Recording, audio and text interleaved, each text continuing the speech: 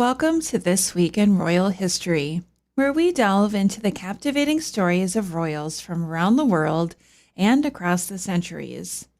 Join us as we explore their profound impact on history and society through their triumphs and tragedies. These royals have shaped the world we live in today, leaving behind legacies that continue to inspire and intrigue us. So sit back, relax, and journey with us through time as we uncover the enchanting, and sometimes tragic, lives of the royals who have captured our hearts and imaginations throughout the ages. The Tudors Dynasty Podcast.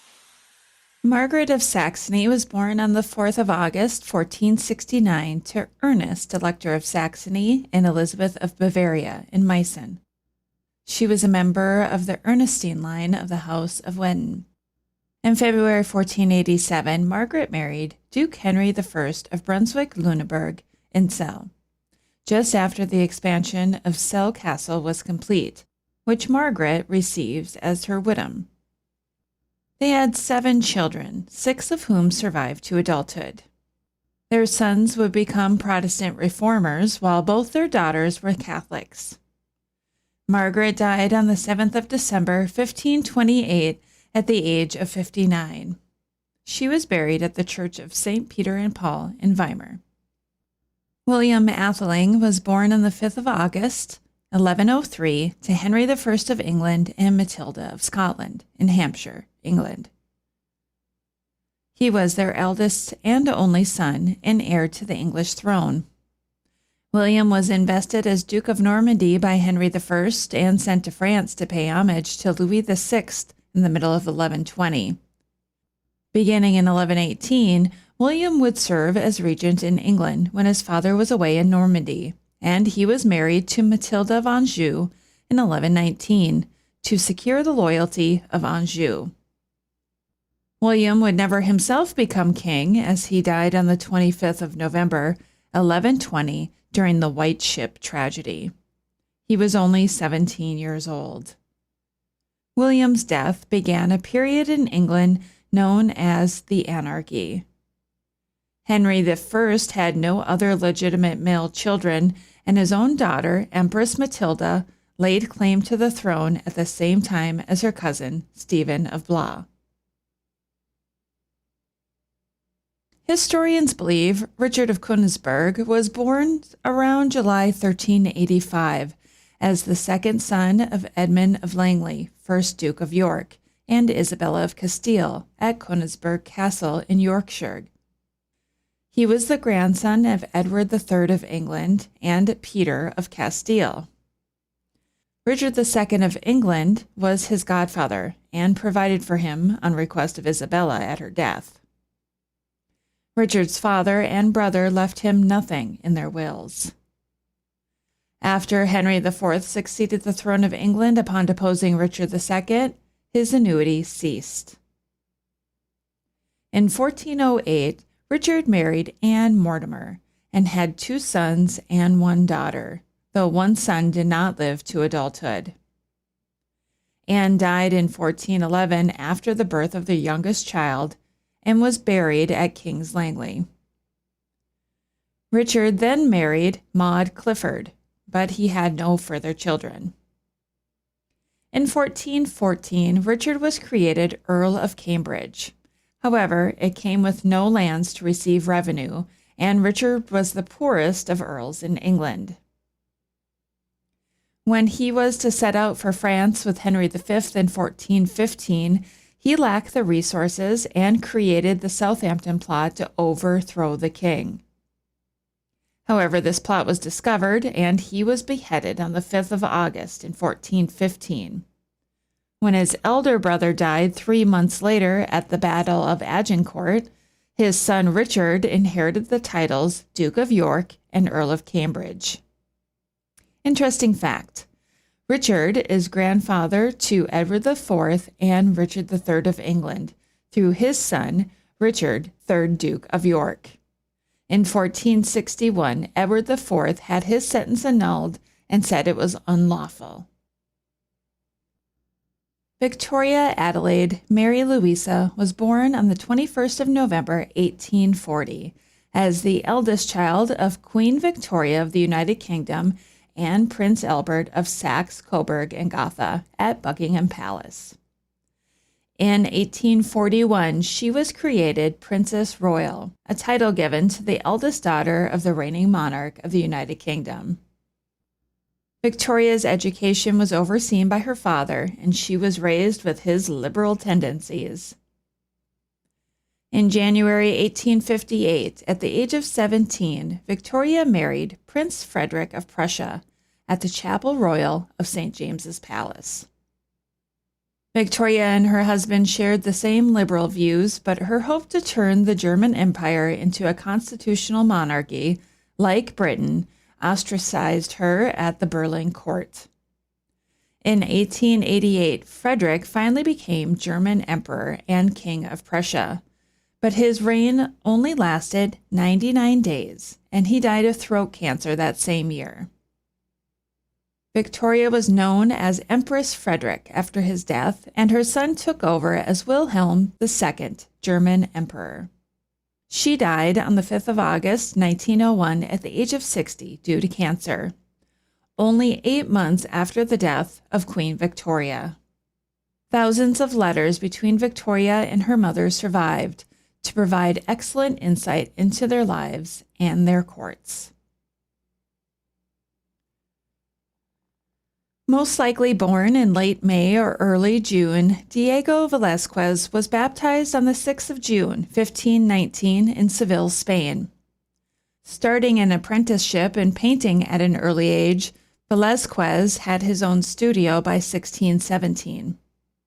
In 1622, he moved to Madrid after his work was recommended to King Philip IV of Spain. The king hired Velazquez as his lead court artist and commissioned no one else to paint his portrait. Regarded as one of the great masters of art, his work influenced many later artists such as Pablo Picasso and Salvador Dali. He is estimated to have produced between 110 and 120 known pieces, mostly portraits of the royal family and Spanish court. Many of his works can be found today at the Museo del Prado in Madrid.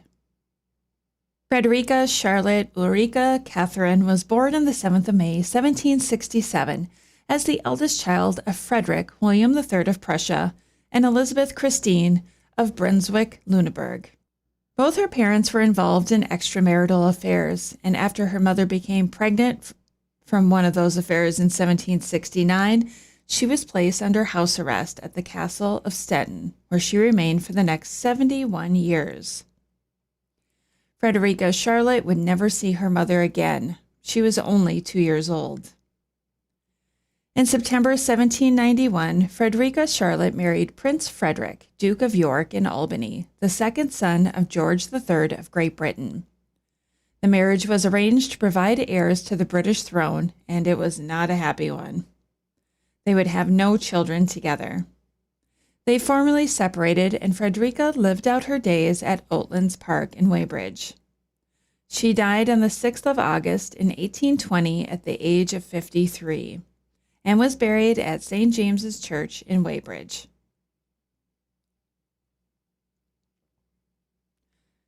Alfred Ernest Elbert was born on the 6th of August, 1844, to Queen Victoria of the United Kingdom and Prince Albert of Saxe-Coburg Gotha at Windsor Castle.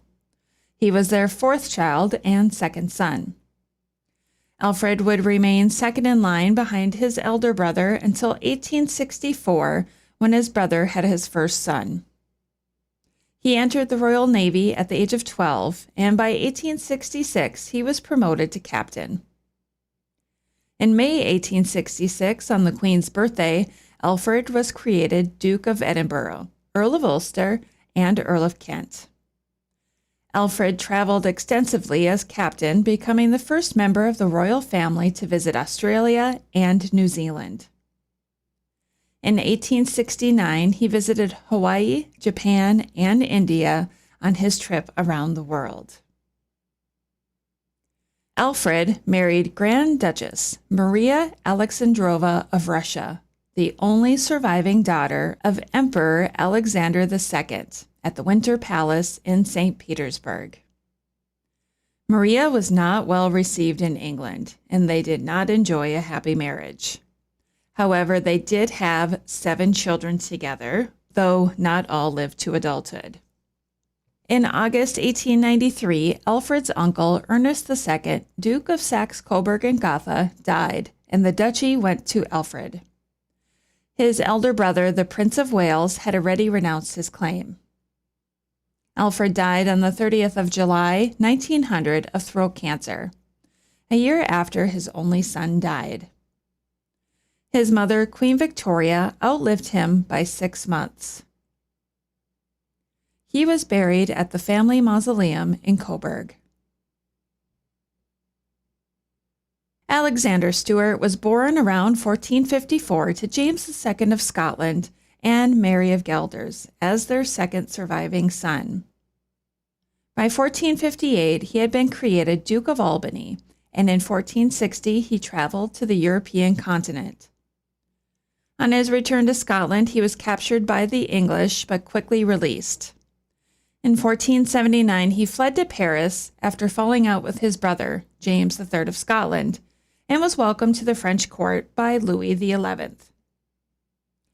It was here where he met his second wife, Anne, with whom he had 2 children.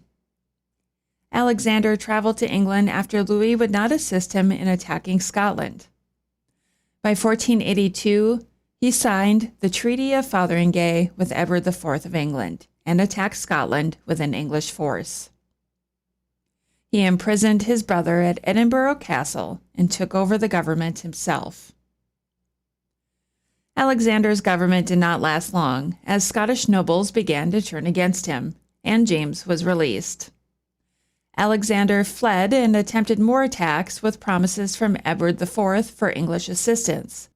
But this ended when Edward died in April 1483, and the new king, Richard III, would not help him. He fled south again, ending up in France. Alexander died on the 7th of August, 1485, during a duel with the Duke of Orleans, future Louis XII of France, by a splinter from his lance. He was buried at the Celestine Church. Princess Amelia of the United Kingdom was born on the 7th of August in 1783 at the Royal Lodge in Windsor to King George III of the United Kingdom and his wife, Charlotte. She was the youngest of 15 children born to them, and there was a 21-year age difference between her and her eldest brother, the future George IV. Amelia, with most of her sisters, were overprotected and isolated, which prevented them from meeting suitors of their own age. Amelia's father once said that he would take them to Hanover to find suitable husbands, but he fell into bouts of madness before he could act on it. The daughters remained in the household of their mother. Amelia was sickly throughout her life, and beginning in 1798, she had periods of different illnesses that afflicted her until her death on the 2nd of November, 1810, at the age of 27. It's said that George, Prince of Wales, burst into tears at the mention of her name for over 3 years after her death. She was buried at St. George's Chapel at Windsor. Married by proxy in January 1503 to James IV of Scotland, Margaret Tudor began her progress north in June with her father, Henry VII of England, accompanying her. She crossed into Scotland on the 1st of August and met James at Dalkeith Palace. Margaret was then carried in the litter from Dalkeith to Edinburgh, where the couple celebrated their marriage in person on the 8th of August, 1503, at Holyrood Abbey, with rites performed by the Archbishop of Glasgow and the Archbishop of York. Margaret and James had 6 children, but only one would live to adulthood, the future James VI. Alexandra Pavlovna of Russia was born on the 9th of August, 1783, to Paul I of Russia and Maria Fyodorovna, formerly Sophia Dorothea of Württemberg. She was their third child and eldest daughter. At the time of her birth, Alexandra's paternal grandmother was ruling Russia as Catherine II, or Catherine the Great. Alexandra was close to her younger sister, Alina, who had been born just over a year later. She was taught German and French and received a typical education of a Grand Duchess. Originally betrothed to the King of Sweden, Gustav IV Adolf, Alexandra married Archduke Joseph of Austria, Palatine, in Hungary in 1799. She was not well received in Vienna and appeared to upstage Empress Maria Theresa, her sister-in-law. She also kept her Eastern Orthodox faith, which was criticized. Alexandra and Joseph left for Hungary in 1800, and she soon became pregnant, giving birth to a daughter in March 1801. Their daughter, Alexandrina, died the same day, and Alexandra died 8 days later, on the 16th of March, 1801, of puerperal fever at 17 years old. Anne Plantagenet was born on the 10th of August, 1439, to Richard Plantagenet, 3rd Duke of York, and Cecily Neville, at Fotheringay in North Hampshire. She was their first child and would become an elder sister to English kings Edward IV and Richard III. When Anne was 8 years old, she married 17-year-old Henry Holland, 3rd Duke of Exeter, who lived with her family at Fotheringay.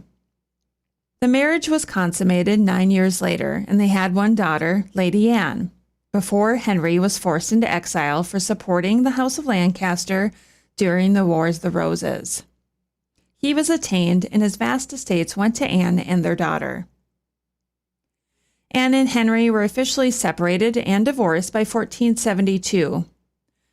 Her daughter died sometime between 1467 and 1472, and Anne remarried in 1474 to Thomas St. Leger, and they had one daughter, Anne St. Leger, who would go on to inherit the Exeter estates from her mother. Thomas was executed in 1483 after a failed rebellion with the Duke of Buckingham against Richard III. Anne died on the 14th of January, 1476, at the age of 36, and was buried at St. George's Chapel at Windsor.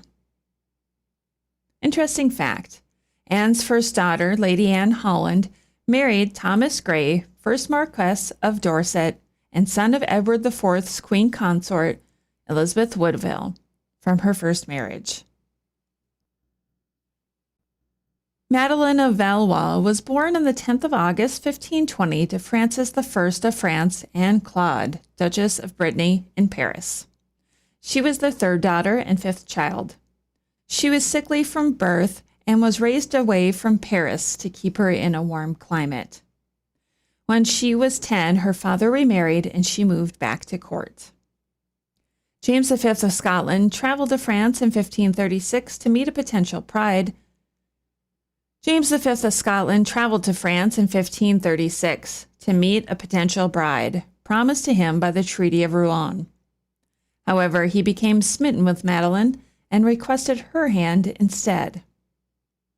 Her father was initially reluctant to allow her to live in Scotland, as she was already frail and sick, but she insisted, and he allowed the marriage. Madeleine and James were married in January 1537 at Notre Dame Cathedral in Paris. They traveled to Scotland in May, and she died on the 7th of July, 1537, in James's arms in Edinburgh at the age of 16. Francis III, Duke of Brittany, was born on the 28th of February, 1518, to Francis I of France and Claude, Duchess of Brittany. He was their eldest son and third child. He was known as the Dauphin, as heir to the French throne, and in March 1526, Francis and his younger brother Henry were sent to Spain as hostages for the release of their father. They spent 3 years at the Spanish court, where Francis adopted their fashion and personalities. His mother died in 1524, making him Francis III, Duke of Brittany.